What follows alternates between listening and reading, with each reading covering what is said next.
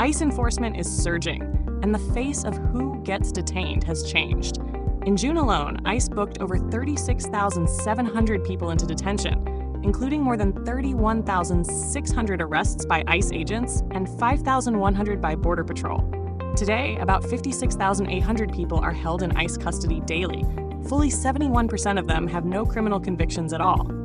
Over the first 6 months of 2025, around 112,000 ICE arrests were made. Only 40% were convicted criminals, down from 53% the year before. People convicted of violent crimes make up just 7% now. Drug crimes, 5%. The rest, driving infractions or immigration violations. Arrests of people with zero criminal records have surged, from 47% to nearly 60%. Across states, ICE activity has soared. In Maryland, it jumped from about 3.7 arrests a day in 2024 to nearly 10 per day in 2025. Other states see 160 to 400% spikes. In Texas, California, Florida, arrests have more than doubled. As enforcement rises, conditions have worsened. At Miami's Chrome facility, detainees report being shackled and forced to eat while kneeling, some held in overcrowded buses for over 24 hours without food or water. Young mothers, asylum seekers, legal immigrants, and people on minor infractions, many swept in waves of raids at ICE check-ins and courthouses nationwide. Advocates say the rise is deliberate. Attorneys note tactics have become incredibly aggressive.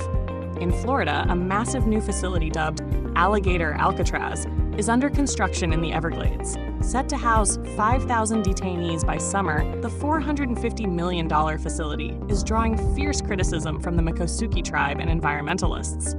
This escalation goes beyond policy. It's reshaping communities. ICE claims it's targeting dangerous criminals. But the data tells a different story. Most detentions are now happening to non-convicted immigrants, while people convicted of serious offenses make up a shrinking share. What does this mean in practice? More families separated, more due process suspended, and a complicated legal landscape where people who followed immigration law get swept up anyway.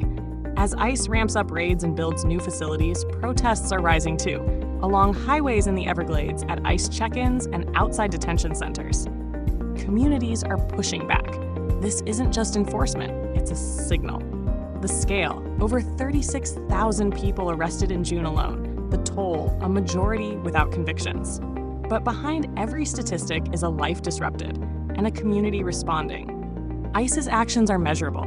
The question is, what do we make of the people it targets and who's still at risk tomorrow?